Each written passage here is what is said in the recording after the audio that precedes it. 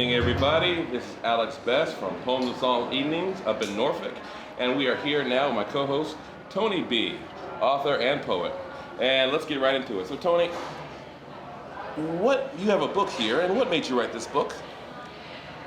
Well, I started the book initially as a healing for becoming a young widow. But I couldn't make that book happen the way I originally started. So once I got to Virginia Beach and started performing some of my poems, it kind of came together in a more solid form. And I was able to instead do an autobiographical book of poems, short stories in 4 sections: in family, relationships, grief, and the title section, Runaway Home. And it's just an underlying theme of acceptance, forgiveness, healing, and love. And I'm still working on all of it, and I revisit it often. Okay. And the second question would be, how long did the book take you to write? I mean, because that seems like a real hard journey to sort of to go into all your depth of what you've been through as a person. I came up with the original concept in 2009. So from original concept to fruition, it was 13 years. But actually the poetry part of it, once we had a solid idea for how to form the book, came together really quickly. It's the writing of the poems is the start of the healing, and the performing of the poems allows the soul then to receive it. And the more you perform it, the more healing it becomes. And so it's still working in my life, but from the time of getting this form together, really to submitting it to the publisher was probably 2 months. The writing, of course, is from my whole life, but the book form of it came together quickly once I had the clarity and the intention. Okay, and final question: what do you have planned for the future in terms of your writing career, in terms of your goals? Because this is a very phenomenal book and it's selling well. I remember because you ran out of copies at one point, and that's a successful debut. So what's the future holds? So, yes, I've had to reorder the book 3 times, and I've just recorded the audio for the audiobook version, and I don't know where that's going to go. But the one thing I think I know is I cannot foretell the future. I write because that's where I bleed. I have a short poem that I often do in new venues, say, I don't write for the stage, I don't write for the page. I don't write to make you feel any kind of way. I write because I don't know what else to do. To give voice to the spaces in my life where I was mute, to make sense of the equations that didn't compute, to understand where the lies became my truth. I write. And from what I can tell, I've got a lot more writing to do. I can't foretell the future. All I can do is show up for the opportunities and be grateful along the way. Well, on that note, thank you, Toni B, for this interview. Thank you. Yay. There once was a girl who didn't know her own strength. So she spent years asking other people to tell her. Tell me a story, she'd say, about the girl who didn't know her own strength. But the story would not be shared with her.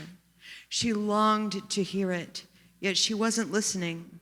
So even if someone tried to tell it, it would not be accurate and would not be heard. In search of the story, the girl would reach out and connect and try to see her reflection in the eyes of others. Every connection is a reflection of yourself in some way, she would say.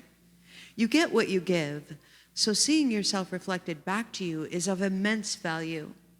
But the reality is that reflection is distorted through an alternate lens. There once was a girl who didn't know her own strength. She spent years trying to devour information to increase her knowledge in an attempt to make sense of all things. The more you know, the more you grow, after all. But this too makes no sense, because said information comes from another source with its own agenda. While it may be interesting, it may only be conjecture. There once was a girl who didn't know her own strength, but she constructed a home out of the pain of others.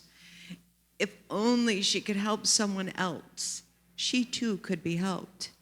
She felt immense satisfaction in bringing hope and sunshine to people who were hurting. She would sacrifice the entirety of herself to help someone else.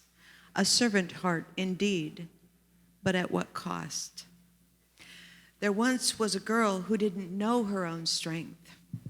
She could not see her own beauty. She could not see that a martyr's life was truly no life at all. She got so heavily mired in the teachings and the learnings and the logic of everything that she forgot to listen to the music. For the music was free and easy and flowing. And how could that be right? There once was a girl who didn't know her own strength. She could see so clearly for everyone but herself. But really, she was talking to herself the entire time. It's the listening that was difficult. When she told someone to follow their heart, really, she was telling herself. When she told someone to not change their course for another, she was really telling herself. And when she asked someone what was stopping them from doing something, she was really asking herself. There once was a girl who didn't know her own strength until she became quiet and realized that the song in her heart was her destiny. When she finally listened to her song, she heard the words, "Just go." When she contemplated an unknown journey without limitations, she knew that the cocoon she had woven for herself had to be discarded. It was time to become her beautiful butterfly self and go. There once was a girl who didn't know her own strength, but she knew, however difficult, she must fly on her own. She knew she had to be near the sea, and she had to listen to her own song.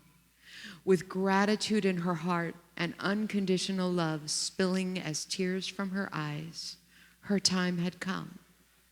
And so, she will go.